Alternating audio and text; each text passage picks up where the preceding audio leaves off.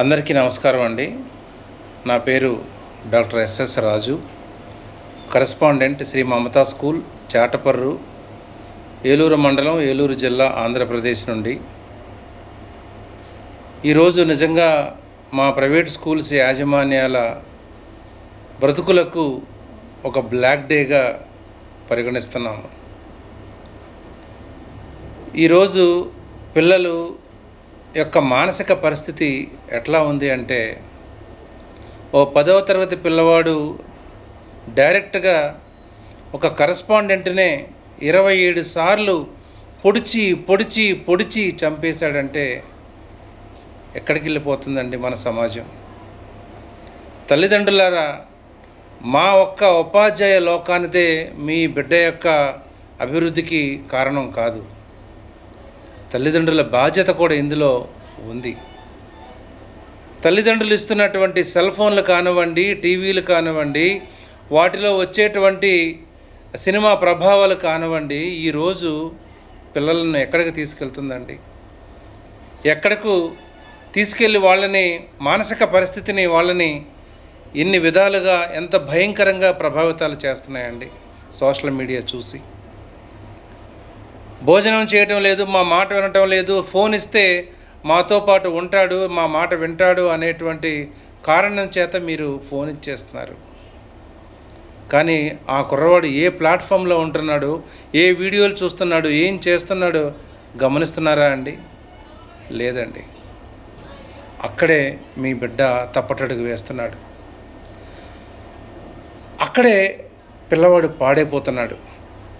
ఈరోజు ఆ ప్రిన్సిపల్ యొక్క ప్రాణాలు ఎవరు తీసుకొస్తారండి వెనక్కి? ఆవిడ ప్రాణాలు, మాకు కూడా కుటుంబాలు ఉంటాయి కదండి, మాకు కూడా బిడ్డలు ఉంటారు కదండి. ఈరోజు ఆ సెల్ ఫోన్ వల్ల అతను చూసినటువంటి వీడియోలు, ఆ ప్రభావం పొందినటువంటి ఆ విద్యార్థి సోషల్ మీడియా మీద తనకున్నటువంటి ఆ అభిమానాన్ని ఈరోజు ఈ విధంగా ఆ బిడ్డ ఓ ప్రాణాన్ని తీసేయడానికే వెనకాడలేదు అంటే, తల్లిదండ్రులారా తస్మాత్ జాగ్రత్త. నేటి బాలలే రేపటి పౌరులు అన్నారు. అలా కాదండి. ఈరోజు బిడ్డలు ఎట్లా ఉన్నారండి? రేపటి క్రిమినల్స్గా తయారవుతున్నారు. నేటి బాలలు భావి భారత పౌరులుగా కాదండి, భావి క్రిమినల్స్గా తయారవుతున్నారు. ఏం చేసిందండి ఆ కరెస్పాండెంట్ గారు? ఏం చేసిందండి? ఆ ప్రాణాన్ని ఎలా వెనక్కి తీసుకొస్తామండి? అన్యాయం కదా అండి? బుద్ధి చెప్పడం, దారి చెప్పడం, జ్ఞానం నేర్పించడం మా తప్ప అండి?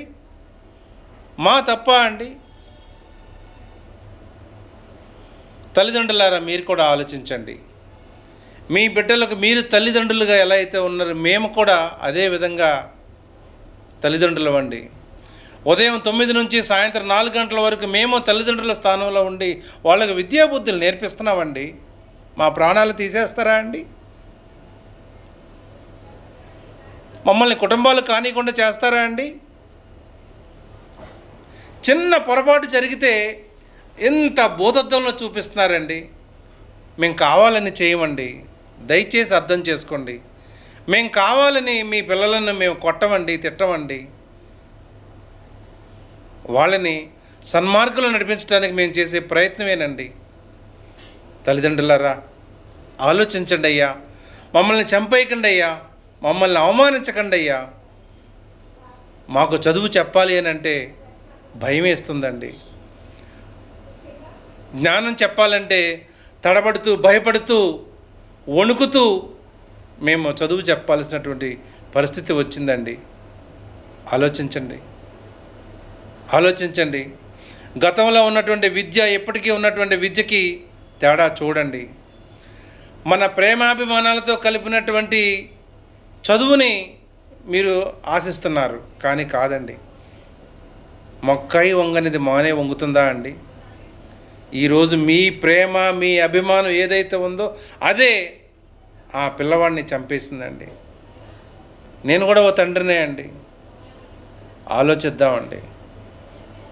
ఆ గురువు కావాలని కొట్టాడా, కావాలని తిట్టాడా, కావాలని దండిస్తారా, కావాలని సన్మార్గంలో పెట్టడానికి చేస్తారా అనేటువంటిది సహృదయంతో ఆలోచించండి. ఒక్క గురువులదే కాదు, ఒక్క పాఠశాలదే కాదు, ఒక విద్యార్థి యొక్క అభివృద్ధి ఎదుగుదల అండి.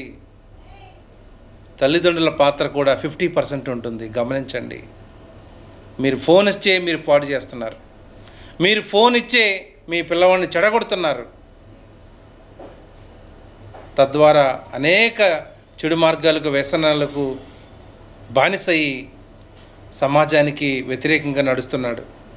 తల్లిదండ్రులారా, దయచేసి ఆలోచించండి. పిల్లల్ని సన్మార్గంలో పెట్టడానికి దయచేసి ఆలోచించండి.